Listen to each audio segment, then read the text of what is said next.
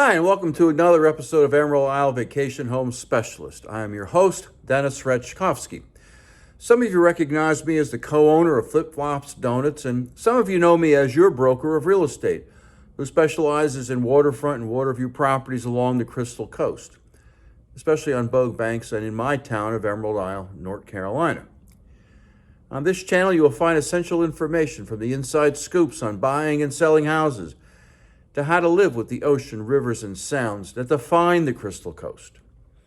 Today's episode is all about the Home Inspection Report, a document all home buyers must be familiar with. Whether you visit here occasionally or live here full-time, getting to know about the home inspection, how it is conducted, and what it means to home buying is a story worth telling. Before I begin, please subscribe to my video channel now or at the end of this episode. A home inspection is a necessary, nay, essential step in a real estate transaction involving the purchase of a residence. Most home buyers don't know what to expect from a home inspection report or what's included in a typical home inspection. In this video, I'll define a few basics and show you what to expect in a modern home inspection report. Let's start with, what is a home inspection report? A home inspection report is a written document a home inspector delivers to you after a home inspection is completed.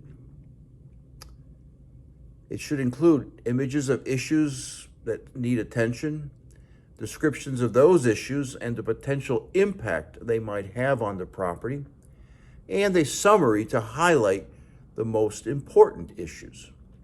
As such, a home inspection is one of the most important steps you will take in the process of buying a home. Let's get that fact out there front and center. A home inspection's main purpose is to educate you and to help you make an informed decision about your potential home. That being said, I spend a lot of time handling the expectations of my clients. Often they think that a home inspection should uncover every single problem a house has, that it should always reveal deal breakers or massive issues, that the inspection should give them specialized assessment of the furnace, the HVAC unit, roofing, flooring, termites, etc.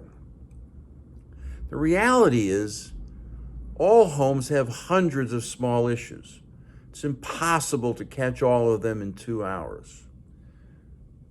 It's also rare to have major deal breakers. Most items in a home inspection report can be worked out between buyer and seller. Home inspectors are generalists. HVAC, plumbing, and electrical are complex trades that require their own expertise. You, as the home buyer, should view the home inspection as a visual analysis of a home and its current condition. A home inspector's main job is to evaluate the home's physical structure and mechanical systems and components. The goal is to educate you on the condition of major systems of the home and minor issues to plan for once you move in. What is not the goal of a home inspection? Well, your home inspector's job is not to give their opinion on whether or not you should purchase the home. There is no passing or failing grade for a home inspection. And don't sweat the small stuff, like scuffed baseboards or holes left from a mounted television. Your home inspector should not guide you on what to ask the seller to fix or pay for, or how much in concessions to ask for from the seller. That is your real estate agent. That is me. That is my job. What to expect a home inspection to cost. Home inspections are some of the best money spent within a real estate transaction. They are a flat-out bargain for the knowledge you get. A recent home inspection that I had done for a property was 108 pages. Wrapped in the price was the septic inspection. Together, the cost was $1,125. Now, I have to say that this house had well over 5,000 square feet of conditioned living space, and the inspections took over 5 hours. And this inspection also included a water test, which brings me to an important point. Make sure not to skimp on additional services if you're in certain regions or have special concerns. Add-on inspection types include tests for radon, mold, water quality, and termite pests, or what we call the WDIR, or Wood Destroying Insect Report here in North Carolina. This is a key inspection in the Tar Heel State and the subject of my most recent video. Your home purchase is a large investment. The home inspection is not the area to find the lowest cost provider. This is very much a you get what you pay for type of service. Yeah, shop around and save money on title insurance, your mortgage, and other closing costs. But don't skimp on the home inspection fee. How do you find a home inspector? A good home inspector? Well, you ask your real estate agent, which is me, and I will more than likely have a recommendation or two for you. In my case, those are typically home inspectors that have worked with me in the past, including on my own personal home purchases. In North Carolina, I am not allowed to steer my clients to certain vendors, so I always make 2 recommendations. To be sure, I tell my clients to do their own due diligence on my recommendations. Google each company and look for 4- and 5-star reviews on Google, Spectora, Home Advisor, and Facebook. Look for a modern website with a link to a sample report, and also read the information on their site that displays their knowledge. The home inspectors I recommend are full-time, and their online presences reflect that. What tips do I have for home inspection day? Number 1, I want my buyer present for the inspection, and I'll be there too to hold their hands. The home inspector will most likely meet you on the front stoop prior to the inspection and ask you to join them for the last part of the inspection. Let your home inspector know ahead of time if you have particular concerns. And refrain from following your home inspector around asking questions at every turn. This not only slows the inspector down, but can distract the inspector from doing his or her best job, finding issues that are of concern. What is covered in a home inspection? Well, that varies by state, but in general, your home inspector will assess the following major issues. The roof. This includes the roof covering, the type and condition of shingles, the gutters, downspouts, vents, flashing, skylights, chimney, and other roof penetrations. The exterior of the house, including siding, eaves, soffits, fascia, windows, doors, trim, walkways, driveways, porches, decks, and drainage, and any other basic structural element of the house, such as decks, to ensure that they are free of major issues. Basement, foundation, crawl space, and structure. The important part here is differentiating major structural signs versus typical settling and hairline cracks. Plumbing. Understanding the functionality and location of the main water and fuel shutoffs is very important.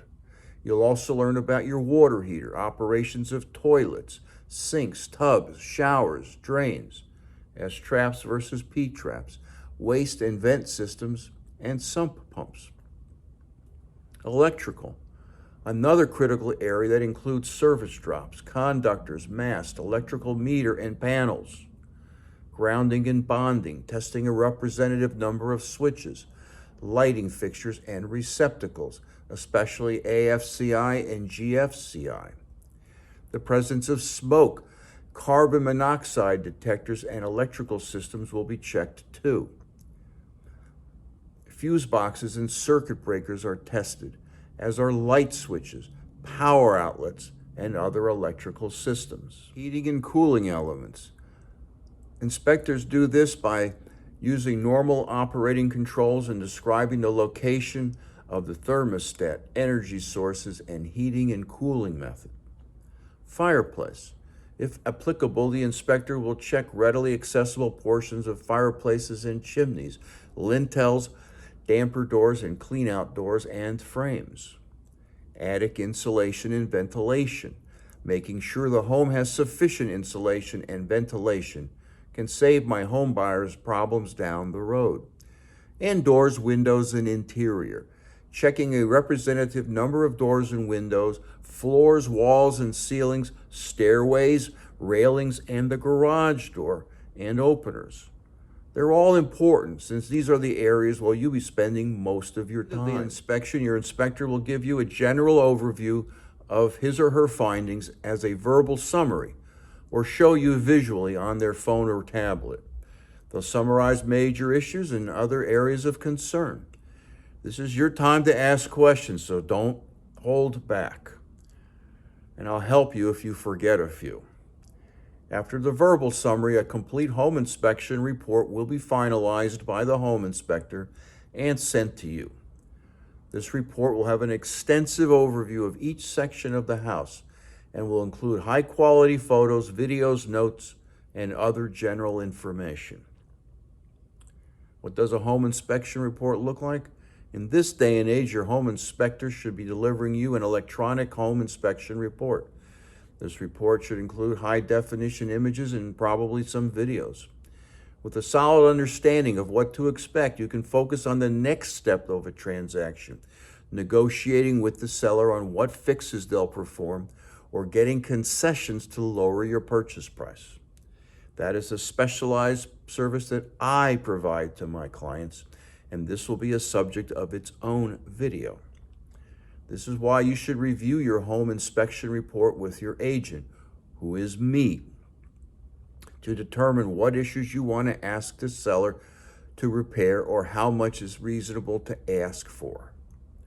To learn more about home inspections and its impact on home buying processes, subscribe to my newsletter by texting your email address to 919-308-2292 or sign up for my blog on my website, www.eihomesforsale.com, and subscribe to Emerald Isle Vacation Home Specialist on YouTube at the end of this video.